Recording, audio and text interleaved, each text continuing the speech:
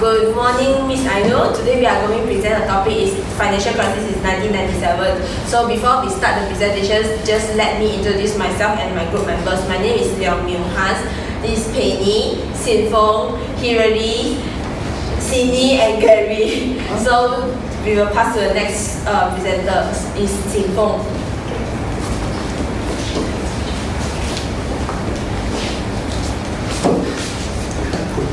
Good afternoon, Miss Aino and my fellow classmates. So today we will be talking about the Asian financial crisis 1997. For currency devaluation, the 1997 to 1998 financial crisis began in Thailand and then quickly spread to other neighboring economies. It began as a currency crisis when Bangkok started to unpack the Thai baht from the US dollar, and that's why setting off a series of currency devaluations as well as massive flights of capital. So significant in terms of both its magnitude and its scope, the Asian financial crisis had become a global crisis when it spread to the Russian and Brazilian economies. And next, I'll be identifying the anatomy of 1997 Asian financial crisis. In 1997, many Asian countries such as South Korea, Thailand, Indonesia, Singapore, and Hong Kong, whose economies had formerly been encountered crises. Financial institutions as well as financial intermediaries were put under tremendous pressure, and then this is why in many cases it has been disintegrated. And there have been crises in Mexico and Brazil, but this also could be pertaining to the uncertain government macroeconomic policies. And after that, however, in the later part of 1997 and early 1998, the IMF provided $36 billion to support reform programs in the three overseas countries, which are Indonesia, Korea, and Thailand. So that's why, because of this, the IMF gave this financial support as part of their international support packages, totaling about almost $100 billion. So because of all these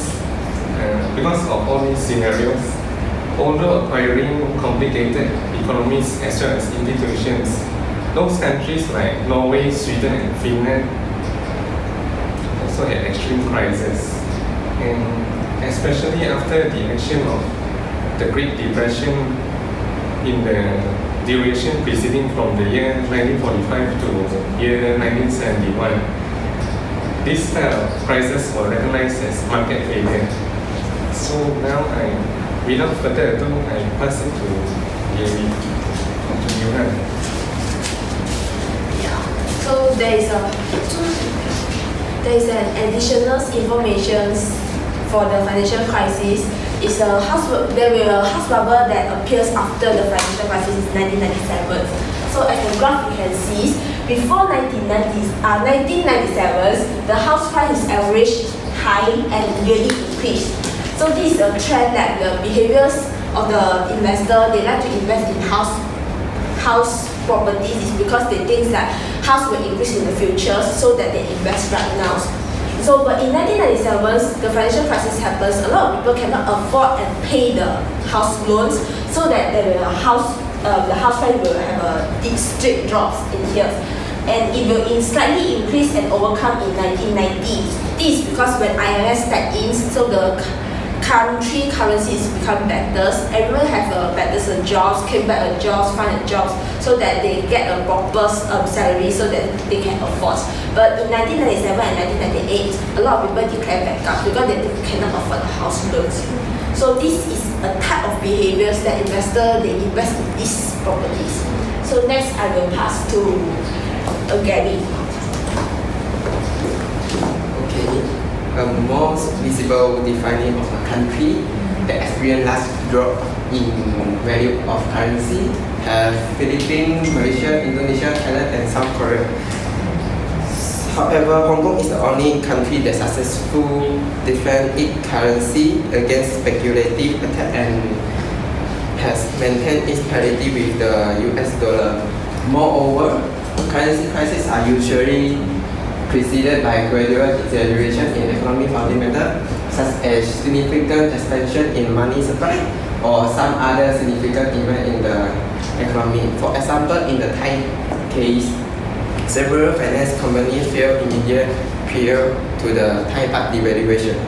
From 1997 to 1999, after the financial crisis, this country had rapid economic growth, capital inflow, and built up debt, then it led to unbalanced economy. Before the crisis, government borrowing grew and firms overstripped themselves in growth, and foreign investors reduced their stake in Asian economy, causing this stabilizing capital outflow which caused devaluation. So this is the area that affected that I just mentioned: Thailand, Malaysia, Indonesia, Philippines, South Korea.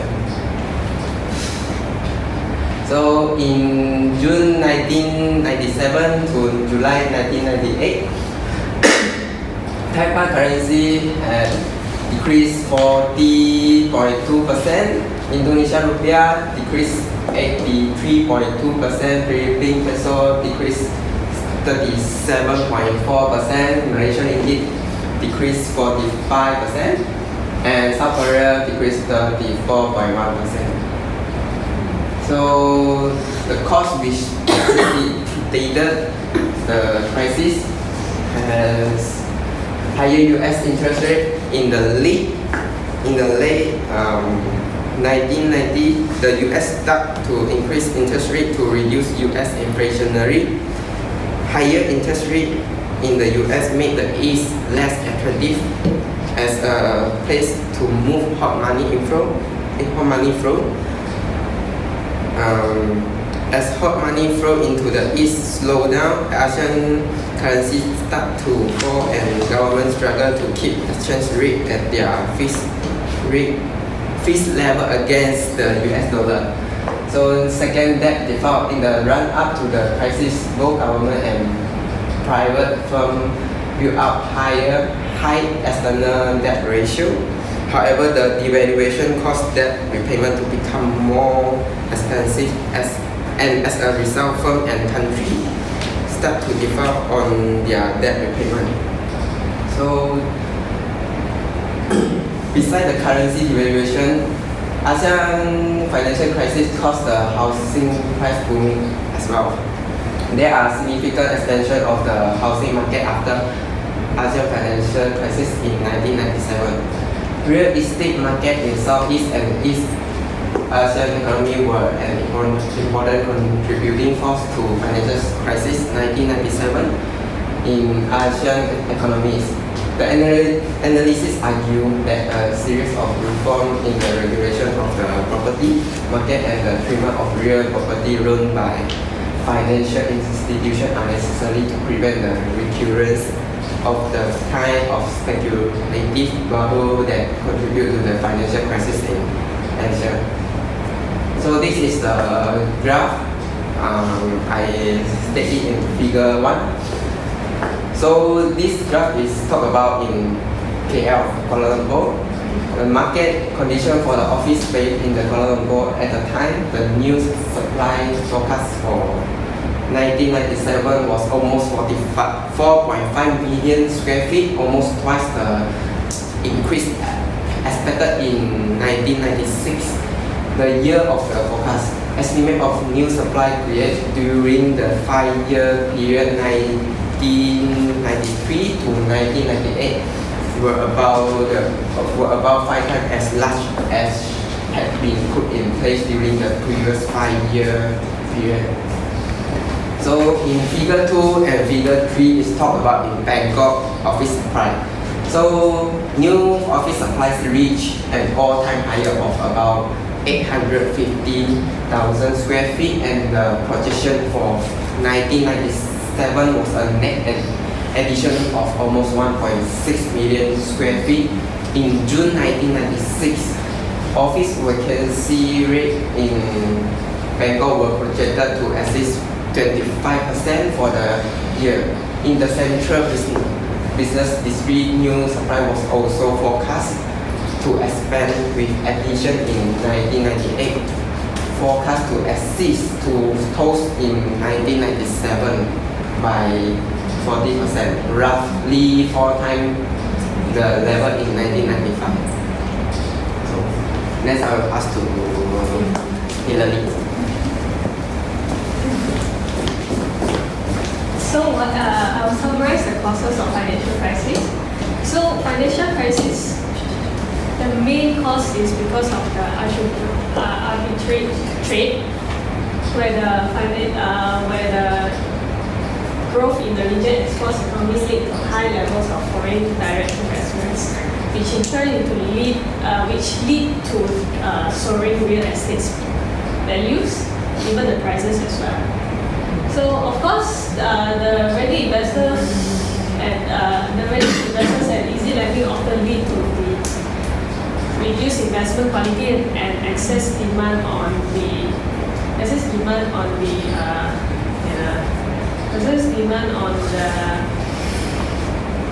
current excess demand and the speculation that was funded by the attractive capitals from banks. So I'll talk about the behavior of financial crisis. Okay.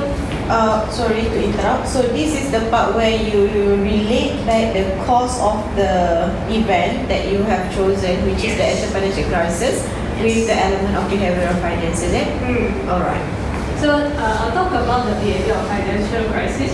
The first one will be the heuristics and perspection of benefits, whereby heuristics are a flexibility technique for quick decisions, whereby the companies and investors saw that what they thought to be a risk-free deal to borrow money from the global capital markets, where it's mainly in US dollar, where risks were very low, and they rather invest in Asian region where the risks are very high with high return as well. So the next one will be the overconfidence. Overconfidence usually, the overconfidence mentality means that it directs investors to overvalue forecasts about upcoming returns, and as well as they put it at jeopardy for great future losses. Whereby at these issues, the government came up with high growth policy based on high ratio of investment to gross domestic products, complemented with the promotion and support of certain mega projects. The over-investments was fueled by an aggregate demand to outstrip aggregate supply, with consequently the persistent external deficits. Moreover, it had also led to a poorer cash flow and more problem of the loans. And these imbalances left Asian countries, left Asian currencies and economy very unstable. And for the house bubble, the herding process. The herding mentality happened by a lack of individual decision, causing people to think and behave similar to those around them. Whereby the investors during that time, they did not consider underlying assets such as houses, properties, in deciding whether they willing to pay for the investment. Rather that they primarily consider whether investments of this type are increasing or decreasing in the market at large.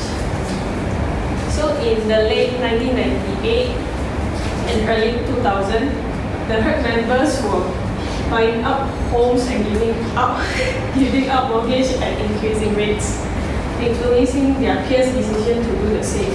So that's why there's a house bubble issues comes into picture. So I'll pass it to Penny. So, as investors are overconfident with the economic power, therefore, one lesson learned from housing bubble is market discipline. It may be defense against systemic instability. So, market discipline is important to defend, as is asset bubbles always look irrational to retrospect. Okay, it's not shocking that market assets were driven by the speculators eager to exploit the regulatory loopholes. So market discipline has always come from the investors that provide the capital. So the second lesson learned from currency crisis is not to use too many tasks to aggravate monetary policies. As the main from central bank maintains low interest for a long time, therefore emerging the bonds, stocks and monetary money markets are illiquid, and therefore they have to rebound sharply. So the intervention from the monetary policy is large enough to affect the affects reducing housing and cause the economy great damage to the economy. Thank you. Our recommendation to prevent a currency crisis is to keep precaution to avoid them. Floating exchange rate usually avoid currency crisis by ensuring that markets always set price rather than the fixed exchange rate that central bank must fight against the market. The central bank should also avoid monetary policy involving the trading market unless it is absolutely necessary to prevent a border crisis. For example, accepting the inevitability of currency outflow and reforming the investment policy to attract foreign direct investment. It is not trying to rise interest rate, which ultimately lead to central banks maintaining multi-million-dollar costs. For the prevention of housing bubble is avoiding boom-bust cycle. For example, lax lending standard and low interest rate help drive up house prices and with them mortgage debt. Because of this case, it was caused to increase the value of over the debt household.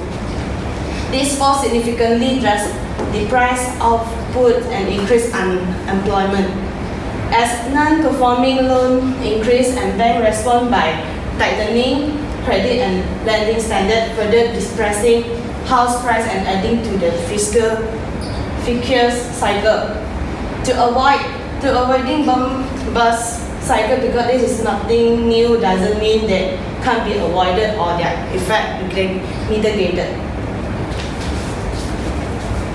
So in the conclusion, as we present earlier, behavior finance is personal behaviors, or they based on their personal decisions to make a financial decision. So we cannot prevent or avoid what they are going to do in the next steps.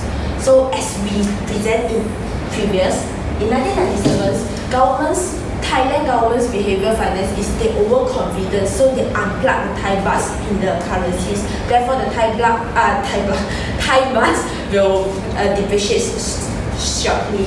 So due to the lack of foreign currency support, the Thailand financial collapse. Therefore, the ISN step in and not survive. They they rescue others country currencies also.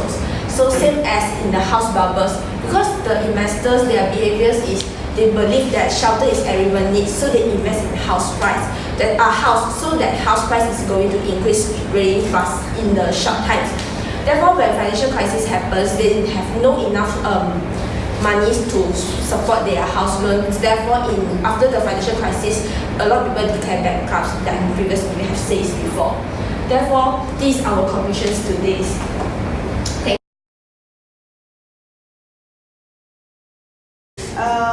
Alright, thank you for the presentation. things that I have concerns in my mind based on the flow of your presentations, alright? So I would like to start with while you presenting, Zinfong, while you presenting the anatomy, is it? From you, right? Okay, on the anatomy slide, can you go back? You did mention that, okay, this one, and then point number 3. Okay, government macroeconomic policies. You're saying that that crisis, because Mexico and Brazil were affected after the root of the cause coming from Thailand, right? And then it affect the countries, neighboring countries. And then you did mention that macroeconomic policies is one of the reasons that contribute to this financial crisis to affect other countries, more countries. So can you name any of the examples of this macroeconomic, example of this point? The rest of the members also would like, if you have some ideas, maybe you can help. Miss, can you repeat the question again? I'm not very clearly understand. Zinfong did mention that this macroeconomic policy or strategy or whatever being introduced by the government also contribute to the crisis.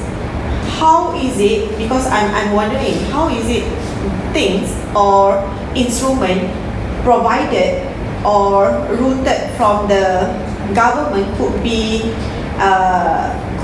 the factors contributing to this to this crisis? Actually, this crisis end up it will solve by is because IMF has stepped in. IMF is international multiple funds. It provides a huge funds to some countries that happening in the financial crisis, such as Malaysia, Thailand, Korea. They provide a funds to, firstly is provide to Korea, then they provide funds to Korea that these funds let Korean government to solve their. So meaning that providing fund is what you're talking about, which is this is what you call as macroeconomic policy. This is part of the macroeconomic policy. Okay. When you have the IMF stepping into the situation. Alright, which is good. Okay, and then my next question, I think I jumped since Muhan already attend to the questions, lead to the discussion of when you're talking about IMF stepping into the situation, how is it when you have one big institution like IMF stepping into the situation trying to help to solve the AFC, the Asian financial crisis, how does it influence the overconfidence of the, because you did mention that overconfidence is part of the cause on the behavioral finance part that leads to this Asian financial crisis, right? How is it? Do you think it's influenced the overconfidence? Actually, it's not very influenced, but it is a lesson to the countries like Thailand especially, because it's Thailand's government very overconfident, so they unplug the Thai bahts. That's why they have a financial crisis. So when IMF step in, they provide a huge fund to Thailand. Therefore, the Thailand government only realized that they cannot simply overconfident to decide they want to unplug the Thai bahts. This is a lesson for Thailand government to learn. Talking about this overconfident, Hilary, while you presenting that part, I wonder whether your overconfident part, the one that you show on the slide, presented on the slide, is from the perspective of the government, the lender, or the borrower itself, the investors itself? Who? The government and the investors. So if let's say you say that the government is the one, okay, both lah, but you did mention government as well. How could it be government being overconfident and this overconfidence leads to the Asian financial crisis? Because government they provide a high growth policy. Okay. The high rate growth policy. That's when the investors come in. They start to invest. So they spark the lights to the investors, which is like the lower interest rate that they're offering, which is the loose regulations on term and cons on accepting new new borrowing, for example. So this will spark to the investors that it's a good time to borrow. Yeah, Okay. borrow. Okay. All right. I think one question leads to another question. Okay. What else?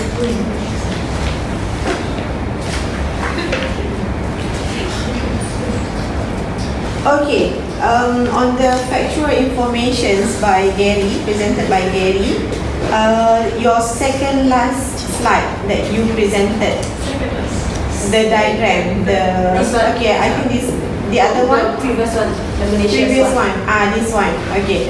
On this one, what makes you collectively agree to take the example of factual information, so focus on office space? Because we're talking about the housing bubbles, right? That I know that housing is real estate things, right? But why office space? How could it be so significant to this financial crisis?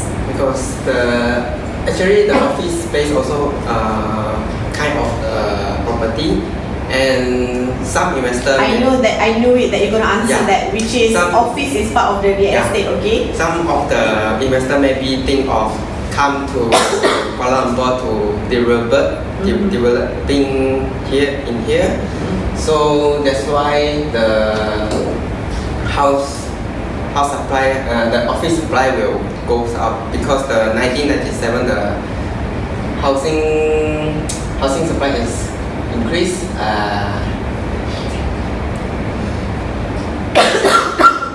Can we put that, talking about the overconfidence again, which is, and then the herding things, behavioral principles that you brought up, which is lead them to focus Malaysia as, or Kuala Lumpur is the center for them to deviate the problem. I mean, they have suffered from what they have faced in Thailand. So maybe majority of the Asian investor, they move from Bangkok, for example, from Thailand, they move to another city. So that leads, how Malaysia slowly get affected by this. And some more, of course, because we are so near with Thailand now, alright? And then our currency also, closely tied to Thai baht, right? Okay, and then yes, of course, office is part of the real estate in Malaysia. Yes, office space is quite contributing to the high real estate investment, right? Okay, herding.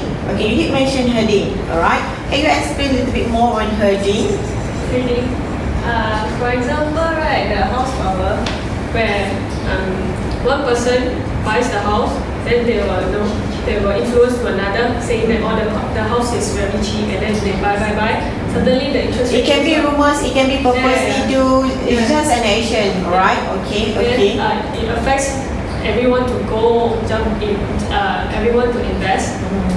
Then suddenly, interest rate goes up, they all Yes. pay back. Then you did mention that it leads to the house bubbles, right? The influence. Before the house bubble happened, this is the speculative thing. Yes, Speculative thing, which is after you bought, and somehow you bought 2-3 Yeah. units, for example, because you already hold a few units, and then you did spread the words to the others that, or by group, for example, you are. Still remember that we learned that one topic, the black group and the white group, still remember, right? So this is where they try to see, or the things that they approve to see. Yeah. They like to see Like only. PSP. Yeah, so this is where the influence come into the situation, alright? And it leads to speculative. So it is the, it will benefits those who already hold the original unit, the earlier unit lah. Alright? Okay. So I think that's all. Thank you. Yeah.